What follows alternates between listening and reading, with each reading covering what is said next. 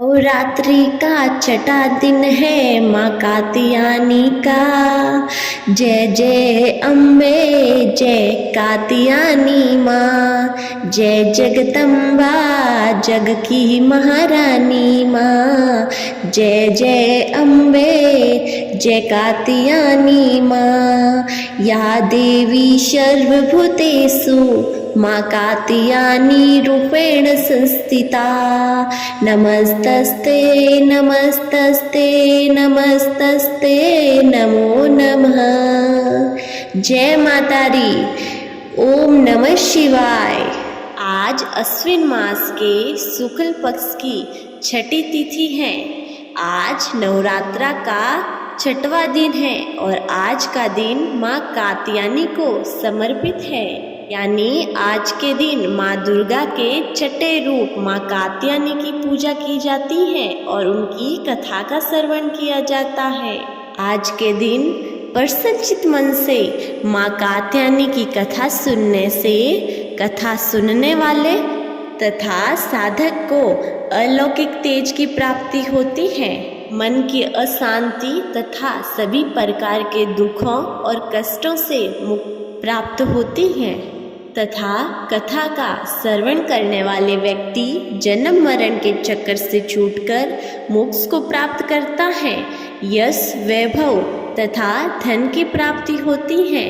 तो प्रिय भक्तजनों, मैं आपको सुनाने जा रही हूँ माँ कात्यायनी की अत्यंत दुर्लभ और पौराणिक कथा तथा साथ ही मैं दुर्गा सप्तशती के अध्याय 9 और 10 को सुनाने जा रही हूँ, जिसका श्रवण करना अति आवश्यक है नवरात्रि के दिनों में। और आप दुर्गा सप्तशती के 1 से 7 तक के वीडियो आपको मिल गई होगी और मुझे पूरी उम्मीद है आपने उनका भी श्रवण किया है।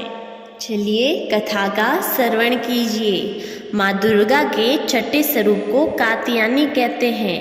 कात्यायनी महर्षि कात्यायन की कठिन तपस्या से प्रसन्न होकर उनकी इच्छा अनुसार उनके यहाँ पुत्री के रूप में पैदा हुई थी। महर्षि कात्यायन ने सर्वप्रथम इनकी पूजा की थी, इसलिए ये कात्यायनी के नाम से प्रसिद्ध हुई। माँ कात्यायनी अमोघ फलदायिनी है। दुर्गा पूजा के छठे दिन इनके स्वरूप की पूजा की जाती है। इस दिन साधक का मन आज्ञा चक्र में स्थित रहता है। योग साधना में इस आज्ञा चक्र का अत्यंत ही महत्वपूर्ण स्थान है। इस चक्र में स्थित मन वाला साधक माँ कात्यायनी के चरणों में अपना सब कुछ न्यौछावर कर देता है। भक्त को सहज भाव से माँ कात्यायनी के दर्शन प्राप्त हो जाते हैं। इनका साधक इस लोक में रहते हुए अलौकिक तेज से युक्त हो जाता है।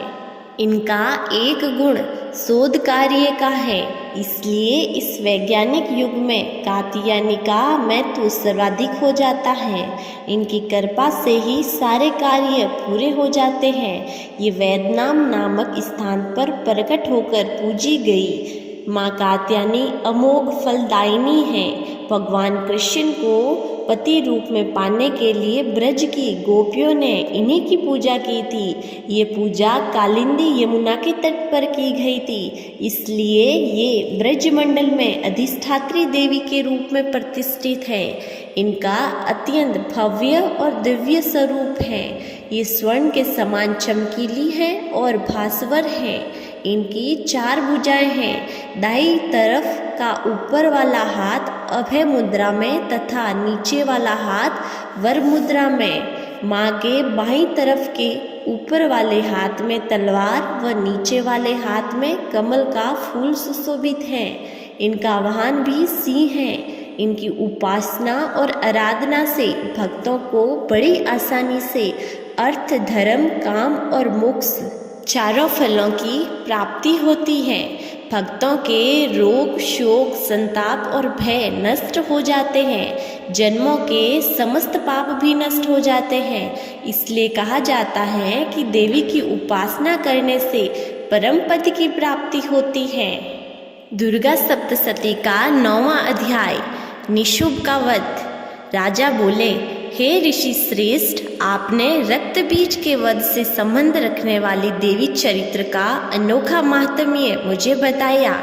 रक्त बीज की मृत्यु के बाद शुभ निशुभ दैत्यों ने क्या किया, यह मैं आपसे जानना चाहता हूँ। ऋषि बोले, रक्त बीज के मारे जाने पर शुभ निशुभ क्रोध में भर गए। दैत्यों की प्रधान सेना को लेकर निशुभ देवी से युद्ध करने आया। महापराक्रमी शुभ भी सेना सहित चंडिका देवी को मारने के लिए आगे बढ़ा। शुभ और निशुभ का देवी से घोर युद्ध हुआ। दोनों भाई शुभ निशुभ देवी पर इस प्रकार बाणों को छोड़ने लगे मानो मेघ वर्षा कर रहे हो। देवी ने असुरों द्वारा छोड़े गए बाणों को अपने बाण से काट डाला और अपने शस्त्रों की वर्षा कर से उनको चोट पहुंचाई। निशुभ ने तेज धार वाली तलवार और चमकती ढाल लेकर देवी के वाहन सिंह के मस्तक पर वार किया। इस पर देवी ने शूरप्र नामक बाण से निशुभ की तलवार काट डाली और उसकी ढाल, जिसमें 8 चांद जड़े थे, टुकड़े टुकड़े कर डाले। ढाल और तलवार के कट जाने पर निशुभ ने शक्ति का प्रहार किया, जिसके देवी ने अपने चक्र के 2 टुकड़े कर दिए। निशुभ मारे क्रोध के जल भुन गया और देवी पर शूल से वार किया, परंतु देवी ने अपने मुक्के से शूल को चूर चूर कर डाला। इसके बाद देवी पर उसने गदा से प्रहार किया। देवी ने त्रिशूल से गदा को काट दिया। अब वह फरसा लेकर देवी की ओर लपका। देवी ने अपने तीखे बाणों से घायल कर दिया। अपने भयानक पराक्रमी भाई निशुभ के घायल हो जाने पर शुभ में क्रोध भर गया और देवी अंबिका को मारने के लिए दौड़ा। शुभ रथ पर बैठा था, उसके 8 भुजाएं थी, उसमें भयंकर शस्त्र शोभायमान थे। वह अपनी भुजाओं से सारे आकाश को ढांपकर शोभायमान हो रहा था। देवी ने शुभ को देखकर शंखनाद किया तथा अति दुष्ट धनुष की प्रत्यंचा का शब्द किया। अपने घंटे के शब्द से चारों दिशाएं भर दी, जिसकी आवाज से असुर सेना का तेज नष्ट हो गया। देवी के सिंह ने भी अपनी दहाड़ से, जिसे सुन बड़े बड़े बलवानों का मद चूर चूर हो जाता था, आकाश, पृथ्वी और 10 दिशाओं को पूरित कर दिया। इसके बाद आकाश में उछलकर काली ने अपने दांतों और हाथों को जमीन पर पटका। उसका ऐसा करने से ऐसा शब्द उत्पन्न हुआ कि पहले के सारे शब्द शांत हो गए। शिवदूती ने असुरों में भय उत्पन्न करने के लिए अट्टहास किया, जिसे सुनकर सब राक्षस घबरा उठे और शुभ क्रोध में भर गया। देवी अम्बा ने शुभ से कहा, अरे ओ दुष्ट, खड़ा रहे खड़ा रहे। इस पर आकाश से सभी देवता जय हो बोल उठे। शुभ ने वहां आकर ज्वालाओं से युक्त एक भयंकर शक्ति छोड़ी, जिसे देवी ने अपनी महोलका नामक शक्ति से काट डाला। इस पर शुभ ने सिंहनाद किया, जिससे तीनों लोग गूंज उठे और सिंहनाद का इतना घोर शब्द हुआ कि उसने पहले के नाद को दबा दिया। शुभ द्वारा चलाए गए बाणों को देवी ने और देवी द्वारा चलाए गए बाणों को शुभ ने काट दिया। क्रोध में भरकर देवी चंडिका ने शुभ पर त्रिशूल चलाया, जिससे मूर्छित होकर वह पृथ्वी पर गिर पड़ा। जब उसकी मूर्छा दूर हुई तो वह हाथ में धनुष लेकर देवी अम्बा, देवी काली तथा सिंह को घायल करने लगा। इसके बाद शुभ ने 10,000 भुजाएं धारण कर चक्रादि आयुधों से देवी को आच्छादित कर दिया। दुर्गम विपत्तियों का विनाश करने वाली दुर्गा ने क्रोध में भरकर उस सब चक्रों तथा बाणों को अपने चक्र तथा बाणों से काट डाला। असुर सेना से घिरा हुआ निशुभ बड़ी तेज से गदा लेकर देवी पर लपका। निशुंभ के आते ही देवी ने तीक्ष्ण धार वाले खंडक से उसकी गदा को काट डाला। अब निशुंभ ने त्रिशूल लेकर आक्रमण किया तो देवी दुर्गा ने वेग से अपने शूल से निशुंभ का वक्ष स्थल छेद डाला। शूल से विदीर्ण हो जाने पर निशुंभ की छाती से एक दूसरा महाबली एवं महापराक्रमी पुरुष खड़ी रह कहता हुआ निकला। उसको देखकर देवी ने बड़ी जोर से ठेका लगाया। अभी वह निकल ही नहीं पाया कि देवी ने उसका सिर काट दिया। सिर के कटते ही वो पृथ्वी पर गिरा। इसके बाद सिंह दहाड़ कर असुरों का भक्षण करने लगा। काली और शिवदूती भी राक्षसों का रक्त पीने लगी।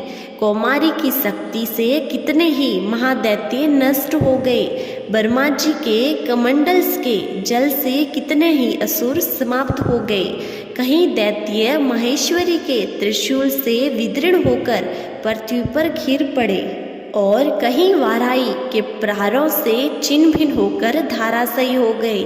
वैष्णवी ने भी अपने चक्कर से बड़े बड़े महापराक्रमियों का कचमूर निकालकर यमलोक पहुंचा दिया। इंद्री के हाथ से छूटे हुए वज्र द्वारा कितने ही राक्षस यमपुरी पहुंच गए। कितने ही राक्षसों को काली, शिवदूती और सिंह ने भक्षण कर लिया। अब श्रवण कीजिए दुर्गा सप्तशती के 10वें अध्याय का, जिसमें शुंभ के वध का वर्णन किया गया है। मेधा ऋषि बोले, हे राजन, अपने प्यारे भाई निशुंभ को मरा हुआ देखकर तथा बहुत सी सेना के भी नष्ट हो जाने पर शुंभ के क्रोध की सीमा न रही। वह देवी को संबोधित करते हुए बोले, हे दुष्टे दुर्गा, तू अपने बल पर अहंकार मत कर, क्योंकि तू तो दूसरों के बल पर लड़ रही है। देवी दुर्गा ने उत्तर दिया, हे दुष्ट दानव, देख, मैं तो अकेली ही हूँ। इस संसार में मेरे अतिरिक्त कोई दूसरा नहीं। यह सब तो मेरी शक्तियाँ हैं। यह देख, ये सब मुझ में समा रही हैं। इतना कहते ही ब्राह्मणी आदि सब देवियाँ दुर्गा के शरीर में प्रवेश कर गई तथा दुर्गा जी अकेली रह गई। देवी बोली, मैं अपनी विभूति से अनेक रूपों में यहाँ प्रकट हुई हूँ। उन सब रूपों में मैंने समेट लिया है। अब मैं युद्ध के मैदान में अकेली खड़ी हूँ। तू भी यहाँ स्थिर भाव से ठहर। ऋषि बोले, तब देवताओं और राक्षसों के देखते देखते देवी और शुंभ में भयंकर युद्ध छिड़ गया। देवी दुर्गा ने सैकड़ों अस्त्र शस्त्रों का प्रयोग किया। शुंभ ने भी भयंकर अस्त्र शस्त्र चलाए। उनके इस भयंकर युद्ध से तीनों लोग कंपायमान हो गए। देवी द्वारा छोड़े गए अस्त्रों को शुंभ ने अपने अस्त्रों से काट दिया। इस प्रकार शुंभ द्वारा चलाए गए अस्त्रों को देवी ने अपनी भयंकर हुंकार से ही भस्म कर दिया। दैत्यराज शुंभ ने सैकड़ों बाण एक साथ चलाकर देवी को ढक दिया तो देवी ने अपने बाणों से शुंभ का धनुष ही काट दिया। धनुष के कट जाने पर शुंभ ने शक्ति का प्रयोग किया तो देवी ने उसे भी निस्तेज कर दिया। अब दैत्यराज शुंभ अपनी तलवार लेकर देवी की ओर लपका, परंतु देवी ने उनकी तलवार व ढाल दोनों काट दी। दैत्यराज का युद्ध में घोड़ा मारा गया, रथ टूट गया और सारथी भी मर गया। अब शुंभ भयंकर मुदगर लेकर देवी की ओर लपका तो देवी जगदम्बा ने अपने पहने बाणों से उसके मुदगर को भी काट दिया। मुदगर के टूट जाने पर शुंभ बड़े वेग से देवी को मुक्का मारने के लिए दौड़ा। जैसे ही शुंभ ने देवी की छाती पर मुक्का मारा तो देवी ने भी शुंभ की छाती पर एक छाटा मारा। देवी का छाटा पड़ते ही दैत्यराज शुंभ पृथ्वी पर गिर पड़ा, परंतु पुनः उठकर खड़ा हो गया। अब दैत्यराज शुंभ अचानक उछला और देवी की ओर लेकर ऊपर आकाश में उड़ गया। अब देवी आकाश में ही शुंभ के साथ युद्ध करने लगी। उनके इस युद्ध ने सिद्ध और मुनियों को विस्मय में डाल दिया। इसके बाद देवी ने शुभ के साथ काफ़ी समय तक युद्ध करने के पश्चात उसे उठाकर जोर से घुमाकर पृथ्वी पर पटक दिया। पृथ्वी पर पटके जाने पर भी वह दुष्टात्मा पुनः खड़ा होकर देवी का वध करने हेतु उनकी ओर बड़े वेग से दौड़ा। दैत्यराज शुभ को अपनी ओर आते देख देवी ने अपने त्रिशूल से उसकी छाती छेदकर पृथ्वी पर गिरा दिया। देवी के त्रिशूल से घायल होने पर दैत्यराज शुभ के प्राण पखेरु उड़ गए और वह समुद्रों, द्वीपों तथा पर्वतों सहित समूची पृथ्वी को कंपायमान करता हुआ पृथ्वी पर आ गिरा। उस दुष्ट असुर के मरते ही सारा संसार प्रसन्नता से नाच उठा। पहले जो अनिष्ट सूचक मेघ और उल्कापात होते थे वे सभी शांत हो गए। नदियाँ अपने सही मार्ग में बहने लगी। देवगण बड़े प्रसन्न हुए तथा गंधर्व सुंदर गीत गाने लगे, बाजे बजने लगे, अप्सराएं नाचने लगी, स्वच्छ वायु बहने लगी, उत्तम की उत्तम प्रभा हो गई। यज्ञादिकों की अग्नियाँ माँ जो शांत हो गई थी अब वह प्रज्वलित हो गई तथा संपूर्ण दिशाओं का हाहाकार शांत हो गया। प्रजा सुखी हो गई और सर्वत्र शांति स्थापित हो गई। जय दुर्गा माता की। अब श्रवण कीजिए माता कात्यायनी की आरती का। जय जय अम्बे जय कात्यायनी माँ, जय जग माता जय जग रानी। बैजनाथ स्थान तुम्हारा, वहाँ वरदाती नाम पुकारा।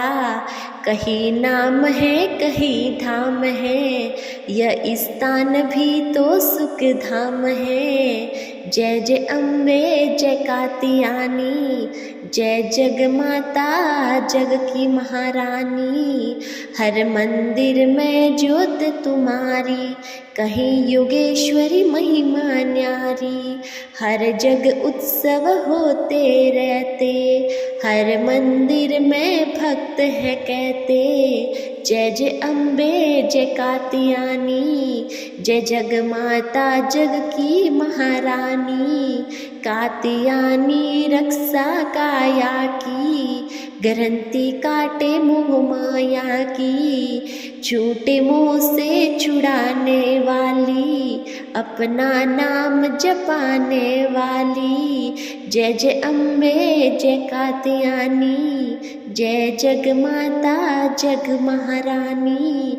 बृहस्पतिवार को पूजा करिए, ध्यान कात्यायनी का धरिए। हर संकट को दूर करेगी, भंडारे भरपूर करेगी। जय जय अम्बे जय कात्यायनी की। जो भी माँ को भक्त पुकारे, कात्यायनी सब कष्ट निवारे। जय जय अम्बे जय कात्यायनी, जय जग की माता जग की महारानी। तो प्रिय भक्तजनों, ये थी नवरात्रि के छठे दिन की पावन कथा और कात्यायनी माता की महिमा। मुझे पूरी उम्मीद है आपको बहुत पसंद आई है। पसंद आई है तो वीडियो को लाइक कीजिए, चैनल को सब्सक्राइब जरूर कीजिएगा और हाँ, कमेंट में जय माता जी लिखना तो बिल्कुल मत भूलिएगा। और इस चैनल पर आपको नवरात्रि के हर दिन की अलग अलग कथाएं हर रोज़ सुनने को मिलती हैं, तो कृपया करके सभी कथाओं का आनंद लीजिए। माता रानी की कृपा आप सभी पर ऐसे ही बनी रहे, ऐसी मैं माँ नव दुर्गा से प्रार्थना करती हूँ। जय माता दी। मिलते हैं अगली वीडियो में, तब तक के लिए जय माता जी सा।